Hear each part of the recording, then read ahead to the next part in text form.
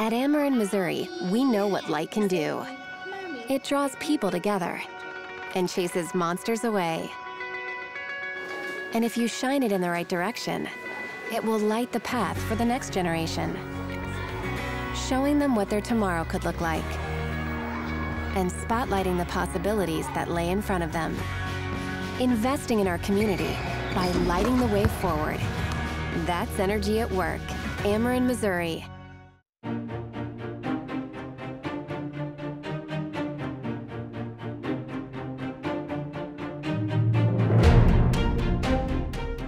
Welcome to This Week in Missouri Politics. Busiest week maybe in Missouri political history. Break it down with first time on the show, Jake Silverman, Olympus Consulting. Welcome to the show, sir. Thank you very much. Gregg Keller, National Republican Operative and our Ambassador of Fashion here. Welcome back, sir. Thanks for having me. J.P. Johnson, candidate for state rep in St. Louis City. Kind of the Midtown, Central Western area, correct? Yeah, it goes south to Gate District. You also have not only downtown west, Tiffany neighborhoods, McCreetown, but it also goes up north towards Hyde Park. So it's glad to have you back, sir. It's a diverse district, and always happy to be here. And the St. Louis legend, Ray Hartmann, publisher of St. Louis Magazine, Donnybrook, and other things. Welcome back to the show. Let's start with the biggest news of the week. It seems like a lifetime ago, but in the past week, Eric Greitens' first felony trial was dismissed. Not that it was dismissed on the charge. It was dismissed by the prosecutor because she was endorsed and was going to have to testify. What is the fallout in the city of St. Louis? I don't know. I don't think it's going to affect Kim Gardner that much going forward. It doesn't look good, but I don't think it's a big issue in the city of St. Louis. What does it do for Eric Greitens? Well, I think it's a good win for him in the sense that had he been convicted, which I never thought he would be, but had he been convicted, that would have really put some wind behind the sails of the Republicans who want to impeach him. I think he still probably will get impeached, but this certainly helps him a little bit. J.B. Johnson, I think the conventional wisdom I heard from people in the legal community and around it was that the governor had a very good chance to beat this charge if there was no photograph. Correct. However, it would have been very embarrassing for this woman to tell her story, who has been deemed credible by the House and other folks. But the other charge looked more challenging to beat. What is the fallout for Eric Greitens? That it was a good week for him. He did get a felony charge dismissed. Well, certainly. I think most politicos said you don't have a photo. We don't understand where this is going to go. Now, the woman in question, she's already been embarrassed. Right, her life has already been thrown upside down. Everybody knows her name. Everybody knows where her employment is. Everybody knows where her children go. So I don't think anybody really won here. One, two, I think the circuit attorney does look bad. Three, I think all this does for Eric Greitens is focus his attention on the impending impeachment. And I think he gives him a little bit more time and strategy for his team to get something in place where they can potentially beat this thing back. But I don't think anybody won here, and I don't think it was a good circumstance for anybody involved. Well, I think Jake Silverman, Eric Greitens was up on a felony charge of doing something related to a sex crime. The fact that was dismissed was good for him. Interesting that it was dismissed before he got to put on a defense. You can't say you had your day in court when you never got to defend yourself. Exactly, and they have until June 11th to bring another charge, so he's not out of the clear just yet. So, the statute of limitations is not up fully, so. Gregg Keller, that was interesting. I think you can't say it's not a good day for a person when they get off a felony charge.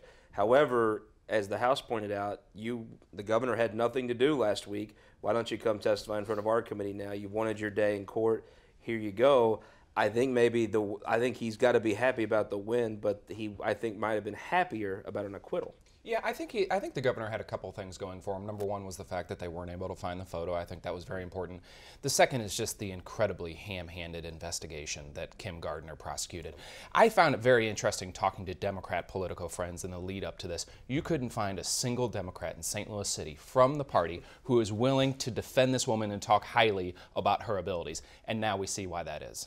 Does this just reinforce what Republicans throughout the state think about St. Louis City? Absolutely. With the skepticism that's going on with Kim Gardner and the governor, I think right now a lot of people are trying to focus their attention statewide and stop focusing on St. Louis right now. Is this just refocus? Ray Hartmann, you've actually worked in Jeff City before. You know what outstate. Republican side. There you go for Kim Back Bond. when Republicans are you know what folks in outstate Missouri think of the city of St. Louis. Does this not just reinforce what they think? I don't think. If it does, that's an unfair stereotype. I think Kim Gardner looked bad. I also don't think politically it's going to make that much difference for her. Is all I was saying. I think she looked terrible. I think that to me, at this point, I never thought the criminal charge, and you're absolutely right. They could bring in a special prosecutor. It's not over. But I don't think, I think the bigger problem for Eric Greitens is that the Republican Party wants very badly to impeach him and get rid of him. And there's no secret about that. And they, I think, rightly feel he's unfit to serve. While I admire the Democrats for their idealism, I don't understand why any Democrat would want to impeach him. He's not worth anything to the Democrats dead. And he is, in fact, the gift that keeps on giving to Claire McCaskill and others on the ballot in November. And I know that sounds crass, and so be it, and you know, opportunistic or unidealistic. It's politics. But the fact is that he is a major liability to the Republican Party, and he's the source of a civil war that wouldn't exist if Mike Parson were governor. And so it's just amazing to me that, but I think the Democrats will vote, at least a lot of them, with the Republicans. Democrats fight for issues, Republicans fight each other. That civil war is probably going to stop. But let's talk about where this leads to now, Gregg Keller.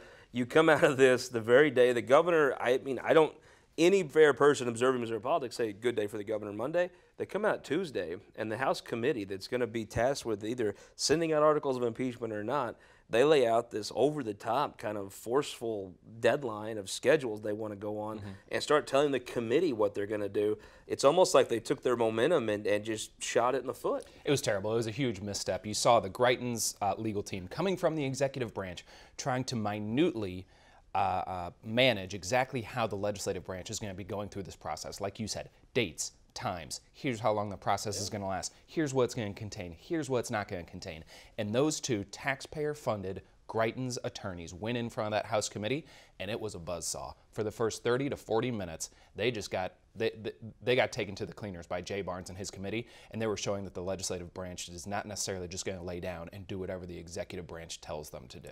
Yeah, Jay, so that's what it looked like on Tuesday. But you do have taxpayer-funded lawyers, $600-700 an hour for their time, working, I guess, for the taxpayers, but pushing this committee. Do you think the House means it, though, and they're not going to let the lawyers run this committee? The lawyers had a very free hand in the court in St. Louis.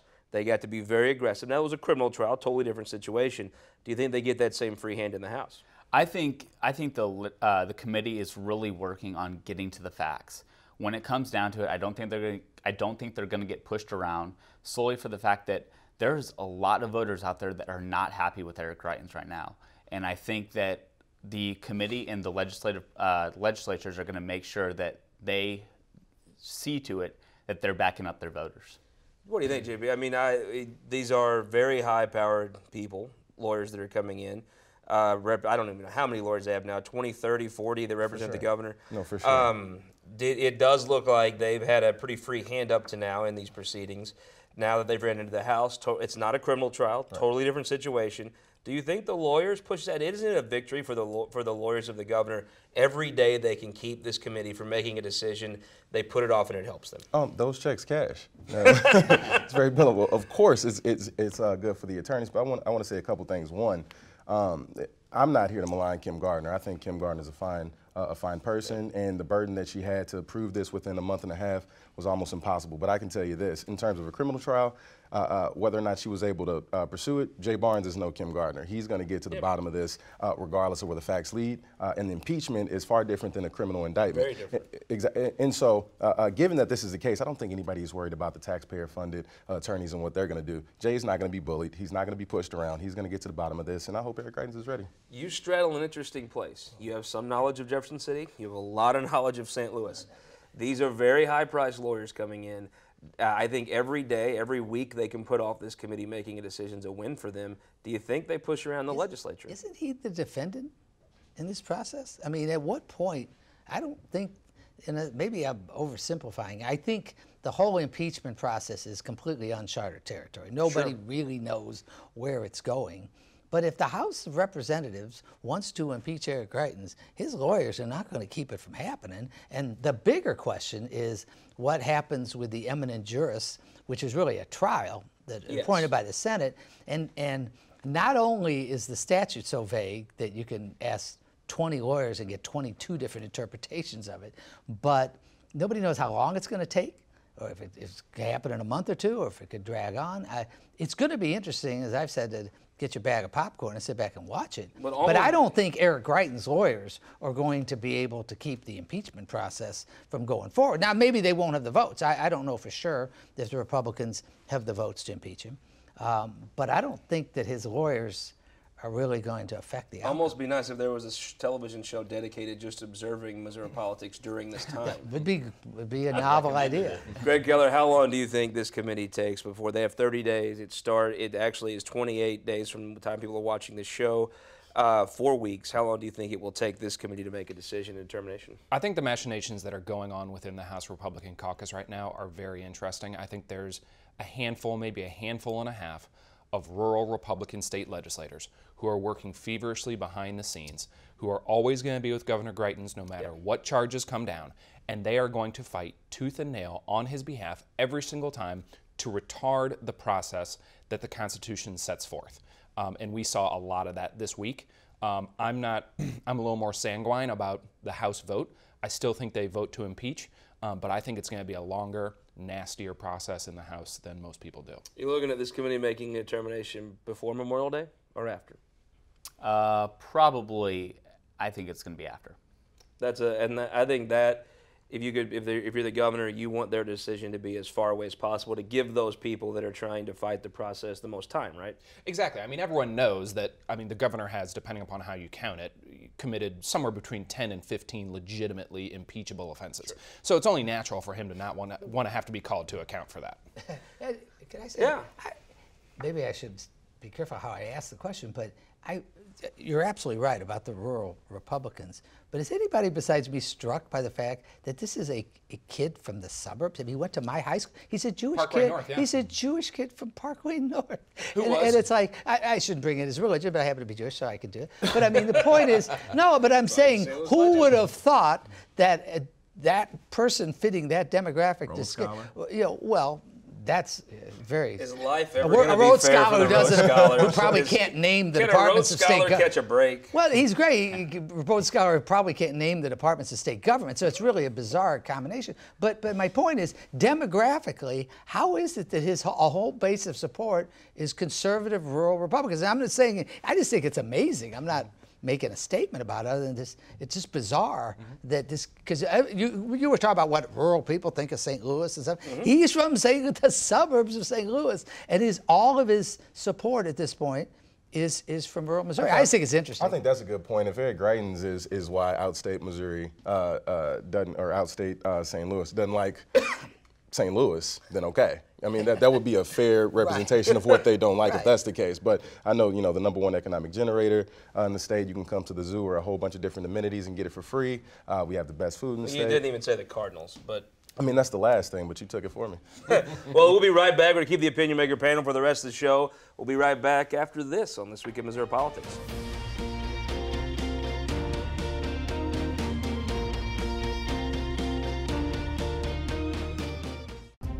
My name is Eric Philippi. I'm a veteran, a carpenter, and a father. When Eric Greitens said he was going to change politics as usual, folks like me didn't think the first thing he'd do as governor was take dead aim at our jobs and our families' livelihoods by working to repeal prevailing wage. Call Governor Greitens. Tell him to protect prevailing wage and to protect my family, not destroy it.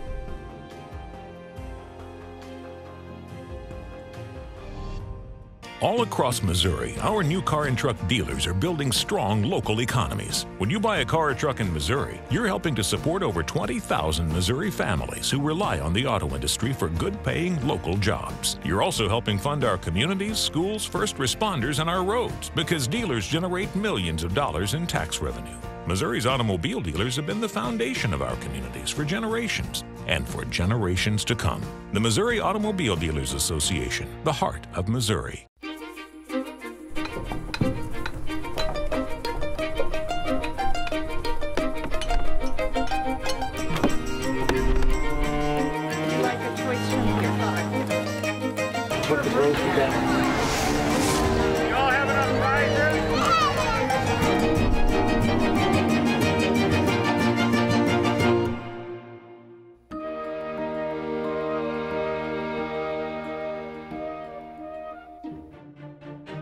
Welcome back this week in Missouri Politics. J.P. Johnson, let's talk about maybe when there's so many things coming through a pipeline, there's so many things we could discuss this week. It's hard to pick 5 or 6 I'm going to talk about. One of the big things I think going forward is going to be the House subpoenaing and going to court to enforce their subpoena of a New Missouri, the dark money group of the governors. It's been probably the most focal point of conflict up until the State of the Union speech. Do you think they actually are able to get information, and should they be able to get information on a New Missouri? Well, a couple things. We're going to put Austin's tagline, 1 Timothy 4:12, to the test and see whether or not he can stand up to the scrutiny. Certainly, I think there's a litany of information that is going back to back when Roy Temple was banging the drum saying, hey, this is a problem, this is an issue, and you need to look into it. And the fact that the governor signed off saying that, on his MEC report saying that he actually did violate some of the statutes, I think that's going to precipitate down to what we see now in some of the testimonies that we've seen from some folks like Danny Lobb. What Austin's going to have to say. I think it's too many people who don't want to put their future careers on the line for Eric Greitens, and they're going to start singing. Jake Silverman, that's an interesting thing. The Ethics Commission this past week, James Clark, put out an opinion that said if you take over so much money, you should disclose. Now, that's going to get into some typical Republicans that want to shield some groups. The difference from a Carl Beard, actually, on the show sometimes, kind of changed my mind about how things work because, you know, if you have a candidate controlling it, it's a totally different situation. Do you think they get to those donors, and should they? I think it's going to take some serious investigatory work. I mean, with everything that Greitens has run on, you know, going against the dark money and being transparent and things like that, I think there is going to be a deep investigation into email sets, you know, and the conversations that everybody from New Missouri has had with the campaign. Gregg Keller, you're somebody that came on this show. I argued with you. I think in large part you're right. There are some groups that are just totally issue groups whose donors probably should be secret. But when it's controlled by a candidate, I still say that there is a system for that. Do you think they ultimately, through the subpoena, through going to court, do you think they actually enforce a subpoena and get information about a New Missouri? I imagine that they will. I have no truck with Governor Greitens for making use of what I would call the political dark arts. I do have a really big problem with a candidate who goes out there and tries to sell himself as something totally new and shiny and someone who's ethical, someone who campaigned literally by calling members of the Missouri legislature sociopaths and liars. And then you find out, you peel back one more layer of the onion, and you find out that he's been doing it all along. It's one of the more interesting things about this. House Republican members of that caucus should not be sleeping well at night if they think that there are not more shoes yet to drop. Because one thing we have found through this process is that this governor and his people will say things that are not true about future allegations that are going to drop. So members of the House and Senate majority should be very nervous about what is coming next, because I guarantee you it's going to be something, and it's not going to be good. Ray Hartmann, when you poke in your head into this dark money group, everybody in the state smelled something. What do you think? I love the phrase dark arts. This is perfect. And I have felt that was, of all the reasons he's unfit to serve, he didn't just practice the dark arts, he's the master of them. He didn't invent dark money, but he took it to a new level in Missouri. And to your point, though, the real galling part of this, whether it's on how he marketed his family while, you know, teaching pull-ups in the basement, or on dark money, or on sunshine laws, just obliterating them. If hypocrisy was an Olympic sport, this guy would have a much bigger trophy case than Michael Phelps. I mean, it's just unbelievable. I mean, everybody has a certain amount of that. It's just unbelievable. And that's not a partisan statement, by the way. And to your point, the people he has victimized with his venom in the past 18 months has been Republicans. There's no question. There aren't enough Democrats that he's talking about. It is an interesting point. He's talking about, he's really attacked the character en masse of the Republican Party. When he picks out legislators to say you're corrupt career politicians, some of those career politicians now are like, you're right, this guy's honest. He's telling the truth. Are they saying that they are corrupt career politicians? Can you name me many Democrats he's gone after? I mean, really, think about it. I mean, can you name Democrats that he's adversarial with, like to the extent he is with Rob Schopp or some of the other Republicans? I can't. What I don't, it's like there's some version of Stockholm syndrome right now at the House, and I literally don't understand. Guy was a liberal Democrat all up until maybe a few years ago, and then somehow he just came in, swooped up, and took control of the party the same way Donald Trump has. If I was a Republican, I wouldn't want this guy being my representation, and that's not even to say anything bad about him, but it's what Gregg said about the representing yourself in one way, and then absolutely performing antithetical to the message that you gave people when you were running. The Stockholm syndrome question. Does the Stockholm syndrome exist in the House? Will they actually have a vote on impeachment, or will the Greitens lawyers win? I think they're going to impeach him. Will there be a vote on impeachment, or does the Greitens lawyers kick this can down the road and blow it up? There'll be a vote. Will there be a vote on impeachment, or do they kick this down the road? There will be a vote. What do you think? Will there be a vote on impeachment, or will the Greitens lawyers convince some sort of Hastert rule, hocus pocus, dark arts, and not have a vote? I think there's a 60% chance there's a vote. Interesting, interesting. Let's talk about some of the things that did happen in the legislative session. Jake Silverman, has been an incredible thing. While you've had this huge scandal going on and the governor completely away from the legislature except lobbying for his job, they've had one of the biggest legislative sessions they've ever had, and probably highlighted by the tax cut that was passed. Yeah, that was really big for Representative Haar and Senator Eigel. Very important to kind of push things forward. While there is all this drama and skepticism of what's going on in Jefferson City, it's good to see the legislature coming through and actually making things happen in the last couple days. Gregg Keller, holy cow. If you're a Missouri Republican and you would have read off half the list of stuff they passed, I mean, it was an amazing end to a legislative session. I think they can all leave their heads held very high, but also they got done. Absolutely. You got to tip your cap to the Republican leadership in both the House and the Senate. As evidence of what a significant tranche of legislation was recently passed, think about the labor reform that was just recently done. Government sector union reform. This is Scott Walker style government sector union reform. And most people aren't even talking about it. And it could have one of the greatest economically beneficial impacts on the state that we've seen in a long time. They made a compromise they probably could have made previously. They opted out police and firefighters. And moved it forward. Do you think they could actually have that compromise because they didn't have a governor attacking them and making the process very personal?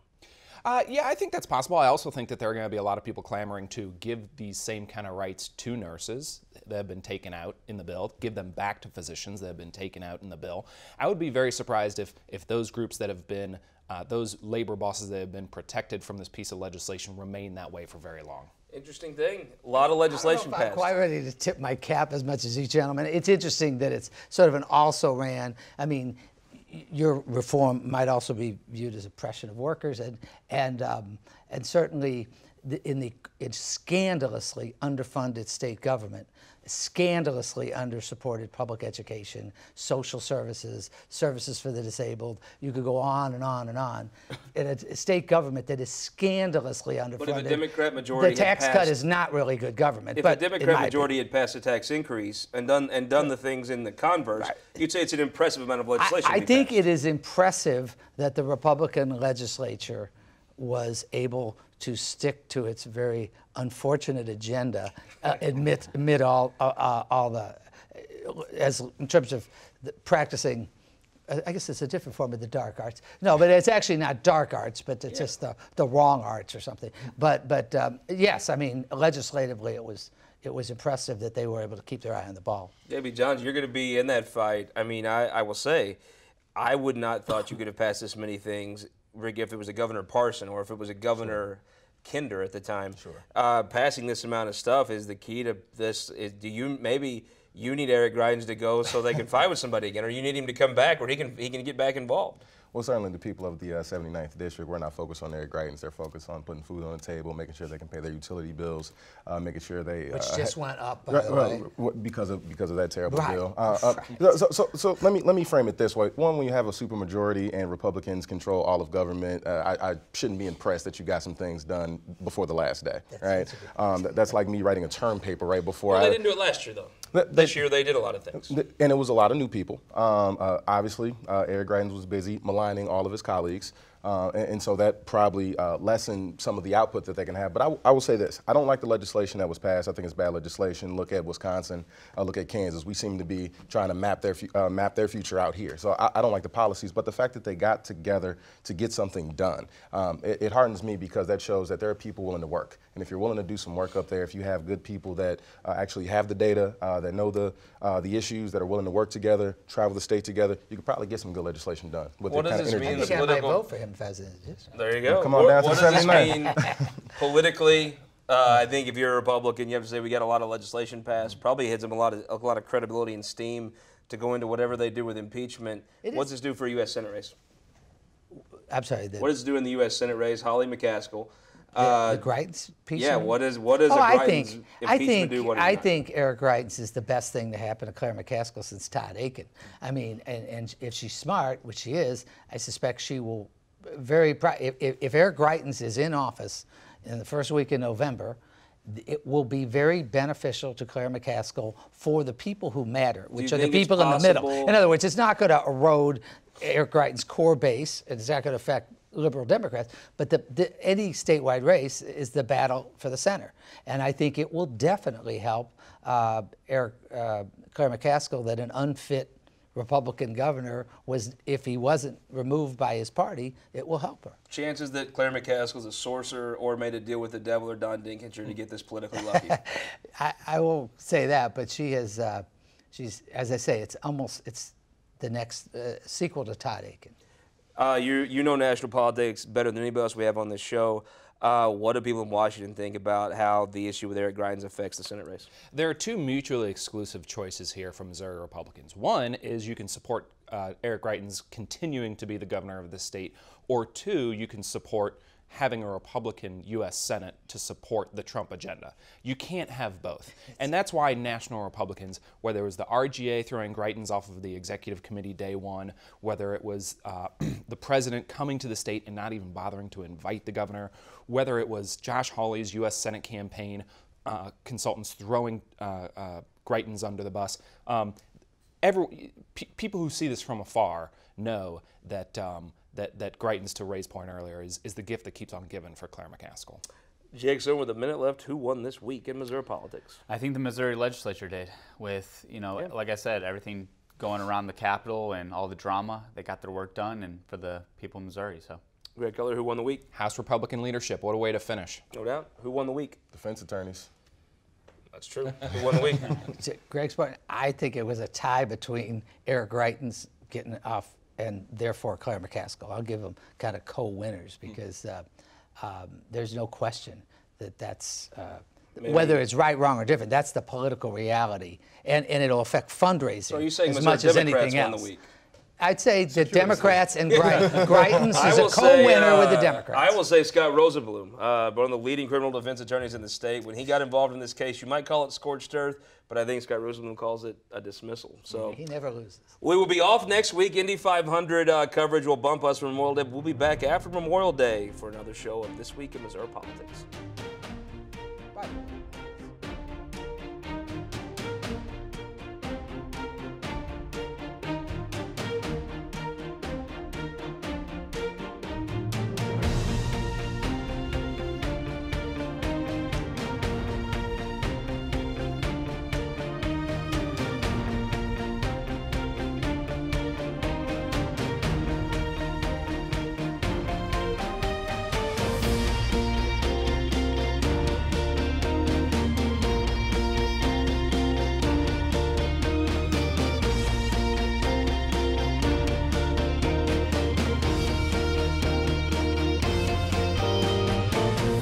Brought to you by Spire, the Missouri Association of Career Fire Protection Districts, and Sterling Bank.